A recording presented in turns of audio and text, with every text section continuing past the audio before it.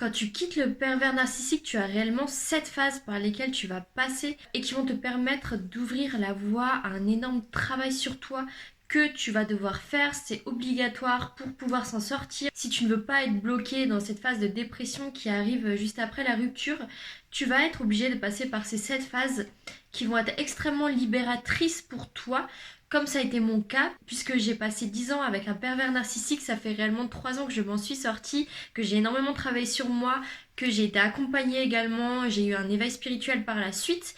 Donc je vais vous raconter un petit peu le cocktail explosif que j'ai vécu et que vous allez sûrement vivre aussi après cette rupture difficile. Restez bien jusqu'à la fin, vous serez très surprise de la 7e phase qui est le but de toute une vie.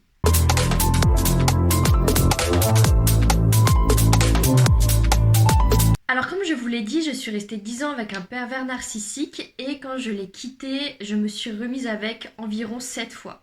Donc il m'a fallu 7 fois pour réellement l'oublier définitivement et passer à autre chose. Et encore, c'est parce que ça s'est mal passé, sinon peut-être que je serais encore avec. Et je sais que quand on est avec un pervers narcissique, c'est ce qui arrive très souvent. On a des rechutes, on veut se remettre avec, on n'a pas bien compris la leçon. Il faut qu'on soit vraiment au plus bas pour se dire qu'on le quitte définitivement. Je sais totalement ce que c'est. Mais malgré toute cette souffrance que j'ai vécue, tous ces traumatismes que j'ai vécus durant cette relation, ça s'est vraiment révélé être le plus beau cadeau que j'ai eu dans cette vie, puisque ça m'a permis d'avoir accès à toute une nouvelle vie, à une nouvelle moi. Je me suis totalement perdue après la rupture, j'ai totalement oublié qui j'étais, je ne savais plus ce que j'aimais, ce que je voulais faire, où je voulais aller, mes rêves étaient morts. J'ai dû mettre une croix sur mes rêves de vivre aux États-Unis. Je pensais tout simplement que j'étais finie, je n'avais plus aucun projet et je pensais que ma vie allait se terminer là. Mais c'était vraiment sans savoir que durant ces 3 ans, j'ai vraiment découvert une nouvelle facette de moi. Et vraiment, ça m'a permis de faire des choses que j'aurais jamais été capable de faire il y a de ça 3 ans, quand j'étais encore sous emprise avec le pervers narcissique. Je me sens réellement instoppable et c'est dû à ces 7 phases que j'ai passées après cette rupture. Ça a été super difficile, mais je veux vraiment vous en faire part parce que sachez que après la souffrance vient réellement une grande abondance dans votre vie et au bout d'un moment tout s'explique et on sait pourquoi on a vécu toutes ces choses. Alors la première phase que vous allez passer après la rupture définitive, donc quand vraiment vous serez décidé à ne plus retourner avec, l'évolution pourra réellement commencer une fois que vous n'êtes définitivement plus avec cette personne, que vous n'allez plus retomber dans ces filets. Et donc la première phase, c'est quand on se sent libre, on vient de le quitter, on se sent libre, on se sent pousser des ailes après avoir été sous emprise pendant longtemps. On a toute cette liberté qui arrive à nous. Et après avoir été réprimé pendant autant de temps, quand on a été avec un pervers narcissique, quand on a été sous emprise pendant autant de temps, toute cette liberté va être vraiment libératrice. Du moins, durant la première phase, c'est ce qu'on va ressentir. On relâche un peu la pression, c'est une phase d'euphorie où on va un petit peu faire n'importe quoi, on va vouloir s'amuser, rencontrer des nouvelles personnes sans se prendre trop la tête, c'est le début, donc on veut profiter de cette nouvelle liberté et vous avez tout à fait raison, profitez un maximum. Parce qu'après, il y a la phase 2, la phase de down, la phase où l'euphorie retombe et on est face à la réalité des choses. Peut-être que toute cette liberté commence à nous faire peur puisqu'il nous manque ce cadre dans lequel on était, cette emprise dans laquelle on avait l'habitude d'être. On n'a plus de cadre, on ne sait plus où aller, on se rend compte qu'en fait on est en roue libre et que ok, on a toute cette liberté, mais qu'est-ce qu'on va en faire de cette liberté? Ça amène souvent à une phase de dépression. Alors, c'est une phase dépressive. Des fois, ça peut être une dépression, mais je dirais plus phase dépressive.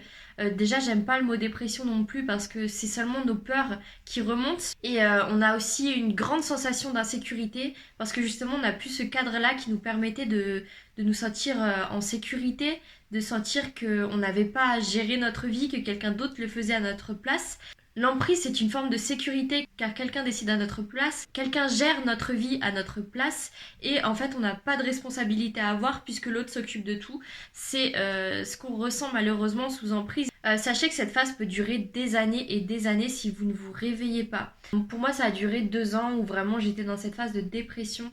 C'est une grande phase sombre où on découvre vraiment ces plus grandes ombres, ces plus grandes peurs profondes, tout ce qu'on n'a pas voulu voir, tout ce qu'on a voulu cacher, tout ce qu'on ne veut pas voir de soi. C'est notre part d'ombre en fait. Durant cette phase, on va être souvent mal à l'aise avec nos pensées, avec nos sentiments, tout ce qu'on voulait pas voir en étant avec le pervers narcissique. Là, on va être réellement en plein dedans. Ce qu'on ne voulait pas voir ou ressentir en nous va réellement se réveiller et nous étouffer. On va avoir un sentiment d'étouffement, on va avoir l'impression de perdre pied, que tous nos côtés négatifs, tout ce qu'on voulait cacher, réprimer, ressort de façon très dangereuse, puisqu'on perd un peu le contrôle, on ne sait plus comment gérer tout ça. Donc là, il peut y avoir un grand sentiment de panique et de détresse dans cette phase numéro 2. C'est la phase la plus sensible, je dirais. Et on peut avoir aussi une sensation que personne ne nous comprend. Déjà, c'est très dur à expliquer la manipulation du pervers narcissique. Peut-être que vous le savez comme moi, c'est dur à expliquer aux autres, c'est dur que les autres nous comprennent. D'ailleurs, si c'est votre cas, n'hésitez pas à vous abonner puisque j'ai vécu la même chose que vous. Et je pense qu'il est très important de s'entraider quand on a vécu des choses comme ça, que le monde extérieur peut avoir du mal à comprendre. Cette phase 2 est très dangereuse, il y a beaucoup de gens qui restent bloqués dans cette phase 2, on verra ça plus tard, mais il faut vraiment faire le choix et décider consciemment de quitter cette phase de dépression pour arriver à la phase 3 et commencer donc un gros travail sur soi qu'il y a à faire. C'est absolument primordial si vous voulez partir de cette dépression, si vous voulez vous libérer de toutes ces émotions négatives qui vous étouffent, toute cette douleur qui vous étouffe. Il y a un moyen de vous en sortir, bien sûr, mais il faut le vouloir consciemment, il faut être prête et trouver la force à changer, à faire des efforts, à travailler. Alors la phase 3, c'est le début d'un grand changement, d'un gros travail sur soi, ou comme ça a été mon cas, d'un éveil spirituel qui peut arriver après cette phase de dépression où on se sent un peu désespéré, perdu, on cherche des réponses et les réponses viennent à vous par le biais d'un éveil spirituel souvent, ou alors tout simplement vous décidez de faire ce travail sur vous, ce travail de développement personnel. Il y a beaucoup de gens qui refusent de reprendre leur vie en main et de reprendre leurs responsabilités en main, parce que bien sûr, c'est beaucoup plus facile de rester dans la phase de victimisation où l'on pense que l'on n'a pas le pouvoir de changer les choses. Il y a beaucoup de personnes qui restent bloquées dans cette phase de dépression.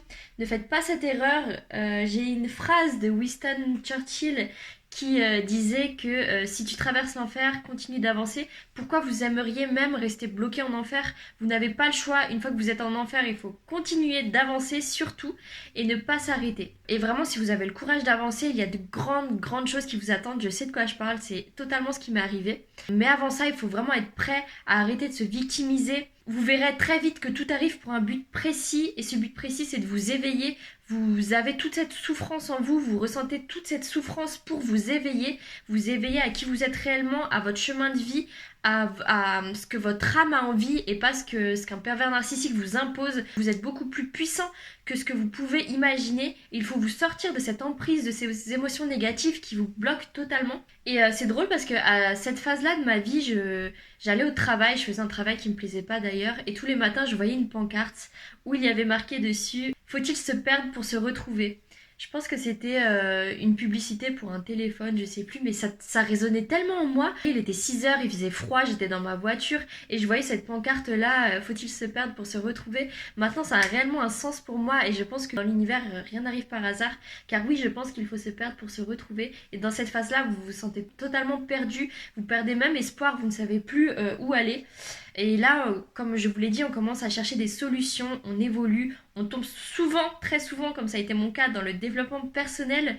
À cette étape-là de ma vie, je lisais une dizaine de livres par mois. J'avais envie, une soif d'apprendre, une soif de vouloir me débloquer, de débloquer la situation dans laquelle j'étais, qui me réprimait, et j'avais qu'une envie, c'était de me sentir libre, tout simplement, je sais pas comment vous le dire, mais j'avais une grande soif de liberté à tous les niveaux de ma vie en fait. J'avais tellement été réprimée avec ma relation avec le pervers narcissique que j'avais une grande soif de liberté, et pour moi la liberté passait par ce travail-là, par apprendre à gérer mes émotions, apprendre à être mieux, apprendre à faire mieux, apprendre à vivre mieux, et j'avais cette solution en tout cas pendant un certain temps dans le développement personnel. Je lisais des livres tout le temps.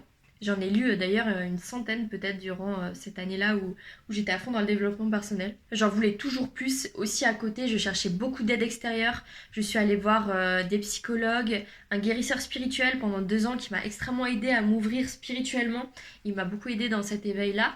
De l'hypnose également, je suis allée voir tellement de gens, j'ai dépensé tellement d'argent parce que je cherchais de l'aide à l'extérieur. C'est ce qui m'amène à ma phase 4, quand on se rend compte que l'aide extérieure, au final, ne nous sert pas, que le développement personnel n'est pas suffisant parce qu'on veut toujours plus et on ne trouve pas les solutions que l'on veut. On voit que l'on dépense plein d'argent dans des livres, dans de l'aide, dans de la thérapie et au final, on sent toujours qu'il nous manque quelque chose. Et la phase 4, c'est qu'on se rend compte tout simplement que tous les pouvoirs sont en nous, que toutes les réponses sont en nous et que l'aide extérieure va seulement mettre en lumière toutes les réponses qui sont déjà en nous et qui attendent seulement d'être révélées. Et vous avez tous les pouvoirs et vous allez très vite vous en rendre compte qu'une aide extérieure est totalement inutile. C'est utile si vous avez besoin de soutien, mais très vite vous verrez que vous êtes totalement capable de faire ce travail-là seul et d'avoir toutes les réponses en vous. Il suffit juste de savoir vous écouter, entre guillemets, par la méditation. Je le dis dans toutes mes vidéos, mais ça a changé ma vie à cette époque-là aussi, la méditation. Et là, durant cette étape, vous allez vraiment apprendre à renouer avec vos pouvoirs, apprendre à vous connaître. C'est réellement puissant. Et ensuite, il y a la phase 5 qui est ma préférée. C'est le début des vrais changements, le début où tout se passe réellement. On devient de plus en plus conscient de son pouvoir. La douleur nous fait nous rendre compte de beaucoup de choses sur nous-mêmes. Ça commence à payer. On commence à apprendre l'acceptation, l'amour de soi. Et c'est la source la plus puissante que vous pourriez apprendre dans votre vie pour atteindre la vie de vos rêves, pour atteindre tous vos rêves, même les choses que vous n'auriez même pas pu être capable d'imaginer. Tout ça, ça passe par le shadow work. J'en parle dans beaucoup de mes vidéos. C'est le travail de l'ombre. D'ailleurs, j'ai fait un guide gratuit que vous pouvez télécharger, c'est une 30aine de pages. Je vous apporte un maximum de valeur dedans pour apprendre justement à renouer avec vos parts d'ombre, à les accepter. Ça passe aussi par un travail sur la vulnérabilité, à apprendre à être plus vulnérable. On arrête d'être perfectionniste et on préfère l'authenticité à la validation des autres. C'est ce qui m'a fait ouvrir ma chaîne YouTube, commencer à ouvrir une agence de marketing en ligne. Tout simplement, on commence à s'aligner avec qui l'on est de façon authentique, qui l'on est réellement au fond de nous, ce que notre âme est, ce que l'on est venu faire sur Terre. On s'éveille à vraiment quelque chose de très puissant, beaucoup plus puissant que vous pourrez l'imaginer. Et tout simplement, là, on commence à devenir instoppable. Les timides vont arrêter d'être timides. On change totalement de personnalité. Mais pas tant que ça, puisqu'au final, on pense que l'on change de personnalité. Mais en fait, quand j'y réfléchis avec un peu de recul, je deviens seulement la personne que j'avais imaginé être quand j'étais petite, celle que j'ai toujours rêvé d'être au final, et que le pervers narcissique m'a empêché d'être. Parce que j'étais plus à son image qu'à mon image. Et là, à partir de la phase 5, on commence à renouer avec qui l'on est réellement et qu'est-ce que ça fait du bien. Ensuite, la phase 6, on apprend à être en paix avec soi-même seul, dans la solitude. On apprend à aimer la solitude qui est vraiment indispensable si on veut être heureuse et bien dans notre couple futur, parce qu'on va pas rester seul toute notre vie. C'est vraiment pas le but de vivre comme un moine toute notre vie, puisque la vie est belle, il faut en profiter. Mais justement, cette solitude va nous apprendre à profiter de nous-mêmes, à ne pas attendre d'être avec quelqu'un pour profiter de nous-mêmes. Et vous savez qu'on attire vraiment quelqu'un qui est là pour nous, qui est bien avec nous, si on est bien avec nous-mêmes, si nous, on s'aime comme on est. On guérit profondément grâce à ça. Ça demande réellement beaucoup de temps de guérir, mais il y a un grand pouvoir derrière pour le reste de votre vie. C'est quoi 1 an de guérison sur tout le reste de votre vie ? Sur cette phase-là, on veut vraiment se séparer du monde, de la société. Souvent, comme ça a été mon cas, on ne veut pas se remettre en couple rapidement pendant une longue période. Là, ça fait 1 an et demi que je décide consciemment de ne pas être en couple pour apprendre à m'aimer, pour apprendre à être bien avec moi-même. Et je vois que concrètement, ça commence à payer ses fruits. Je sens que je sais ce que je veux, je sais où je vais. C'est réellement très très puissant. Donc oui, je suis totalement dans ma phase où j'ai pas envie d'être en couple, où je suis là pour apprendre à me connaître, apprendre ce que je veux réellement dans la vie. Et durant cette période, on enlève vraiment les blessures de la dépendance affective, les blessures de l'abandon qu'on a pu avoir quand on était petite et qui nous gâchent la vie. Voilà, donc on s'auto-guérit, c'est là où on voit tout le pouvoir que l'on a en nous et ça va nous apporter énormément pour le reste de notre vie. C'est dans cette phase-là que souvent vous allez voir que vous n'êtes pas seul, vous allez recevoir les bons livres au bon moment. Si vous commencez à vous poser une question, souvent vous allez tomber sur quelqu'un qui va vous répondre d'une façon que je ne pourrais expliquer. Ça fait partie de l'éveil spirituel aussi, mais c'est sûr que ça vous arrivera aussi. Quand on est déterminé à guérir, quand on est déterminé à changer, on reçoit de l'aide de la source, de votre âme, de l'univers, appelez-le, de Dieu, appelez ça comme vous voulez. En tout cas, on sent qu'on n'est pas seul et qu'on nous pousse dans cette guérison. Donc ça fait partie des mystères de la vie, mais c'est super beau. Ça amène tellement de pouvoir également que je vous souhaite réellement de le vivre aussi. Et c'est là où on se rend compte qu'on a besoin de personne, que tous les pouvoirs sont en nous et que ça va être extrêmement puissant pour le reste de notre vie. Enfin, ça m'amène à la dernière phase qui est la phase de pouvoir. Notre moi supérieur se réveille, vous comprenez le but de votre ancienne relation toxique. Vous comprenez que tout est connecté, que rien n'arrive par hasard. C'est à ce moment-là que vous pouvez avoir plein de synchronicité dans votre vie qui va vous permettre d'évoluer. Peut-être que vous allez vous mettre à votre compte, que vous allez trouver le courage de faire des choses que vous n'auriez jamais pu faire auparavant. Et c'est là aussi, j'ai remarqué, c'est la phase dans laquelle je suis en ce moment. C'est la phase où vos rêves d'enfant reviennent à la surface, celles que vous avez toujours voulu être. Tous les rêves que vous pensiez que vous aviez oubliés refont surface alors que ça fait peut-être plus de 5-10 ans que vous n'y avez pas pensé, tout refait surface, tout simplement parce que c'est ce que votre âme veut, c'est ce pourquoi vous êtes là sur Terre, tout refait surface des années après les avoir oubliés. En fait, c'est tout simplement que tout commence à s'aligner dans votre vie. Il y a plein de synchronicité, de magie. C'est comme en fait un Pokémon, vous avez assez évolué et de façon extrêmement rapide grâce à la douleur du pervers narcissique. C'est pour ça que je dis, et je suis fière de dire que c'est un réel cadeau. Quand vous serez dans cette phase, vous vous rendrez compte également que c'est un réel cadeau qu'il vous a donné. Cette souffrance vous a amené à tout ça. Tout commence à s'aligner. C'est d'ailleurs pourquoi j'ai commencé à faire cette chaîne YouTube que j'aurais été incapable de faire il y a de ça 2 ans par exemple.